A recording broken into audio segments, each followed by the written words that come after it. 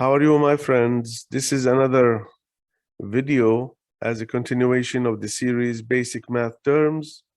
The video part 30 was the start of Calculus 1 terms, and this video will be part 31. Just a little note here, the algebra terms, if you need them, please, you can find them in parts 1 to 18, and the pre-calculus terms, parts 19 to 27, and its statistics terms will be parts 28 and 29. Now, this is our video, part 31, about continuity.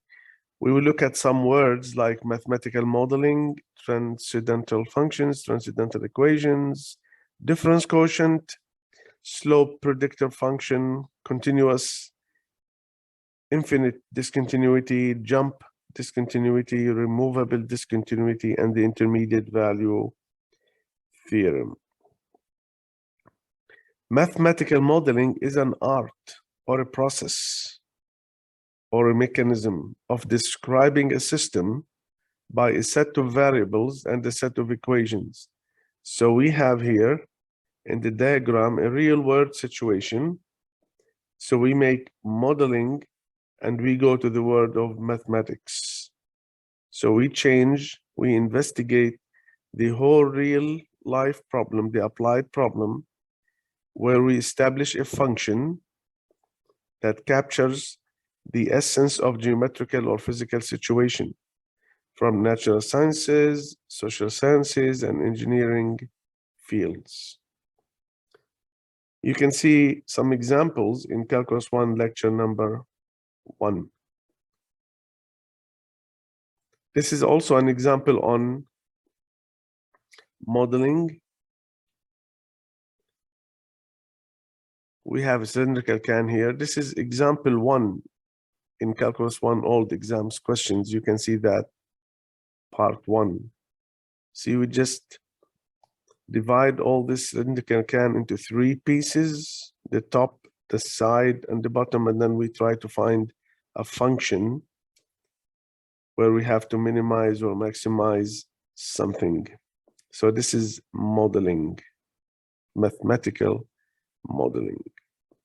Transcendental functions are supernatural functions or high-class functions, and they are not algebraic functions like exponential functions, like logarithmic functions, like trigonometric functions.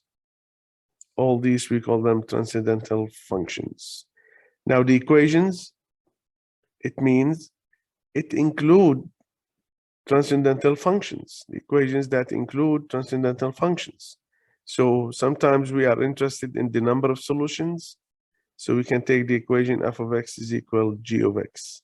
We graph both functions on the left, on the right, on the same graph, and then we find the real solution will be the points of intersection. So if we are after the number of solutions, so we can just count the points where they intersect. Then we say the number of intersection points is the number of solutions. These equations can have no solution, or infinitely many solutions, or finite number of solutions. And here are 2 examples. 3x plus 13 is equal to 7 to the power x. You can see that in lecture number 1, calculus 1, and also tan 1 over 6x is equal minus square root of 10. This is in the pre-calculus course, lecture number 17. You can see that how do we find the number of solutions. Difference quotient, one of the basic definitions in calculus, and this is the ratio f of x plus h minus f of x divided by h. H cannot be 0.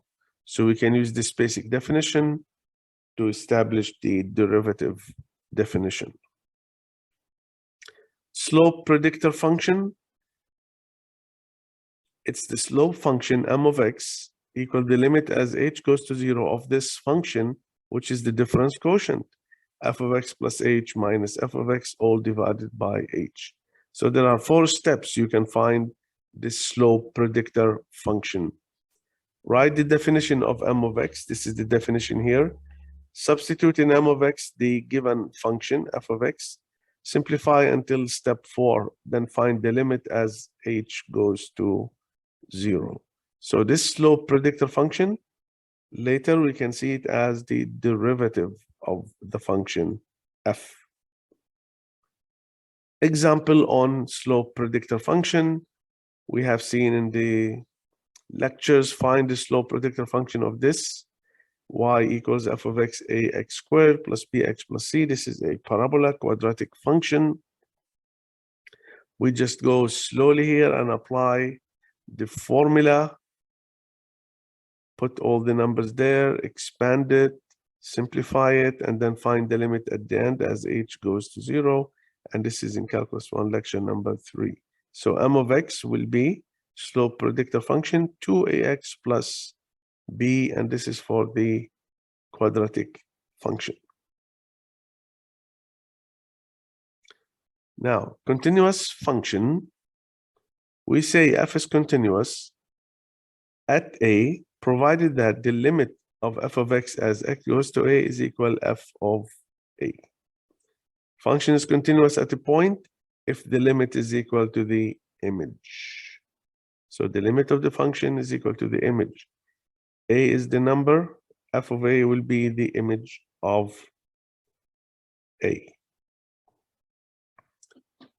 We have 3 types of discontinuity. Infinite discontinuity. We have the function is not continuous, but we have the function is going to infinity. So we call this infinite discontinuity. So it's not continuous at 2. We have a jump like this function here. We can have g of x is equal plus 1 if x is greater than or equal to 0, minus 1 if x is less than 0. So this is 2 constant straight lines. So there is a jump here. So the function is not continuous at 0, but there is a jump. So we call it jump discontinuity. Removable. Look at this function. H of x is a function. Sine of x divided by x if x is not equal to 0. See, this is the function here, sine of x over x. And h of x is equal to 0 if x is equal to 0. So this function is not continuous. It is removable discontinuity. It means we can remove it. So we can redefine the function so that h of x is equal to 1 if x is equal to 0. Okay. The intermediate value theorem says each horizontal line, see there is a horizontal line here, meeting the y-axis between f of a, f of b. So we have a graph here, y equals f of x. We have small a, small b on the x-axis, and this is the image of a, and this is the image of b. So each horizontal line, like y equals k, meeting the y-axis between f of a, f of b, must cross the graph of a continuous function at the point C, and this C is between A and B. So this is intermediate value theorem. There is a special case on the next slide. Special case, if we have a graph, this is the red graph here, crossing the x-axis at C. What are the conditions for that?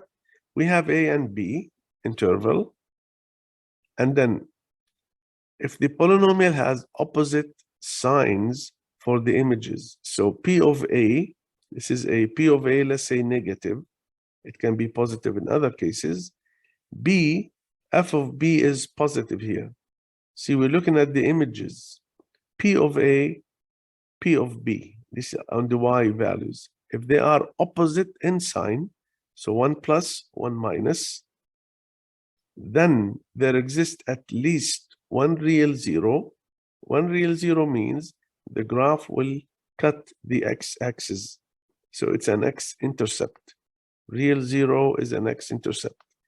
Value at C, between A and B.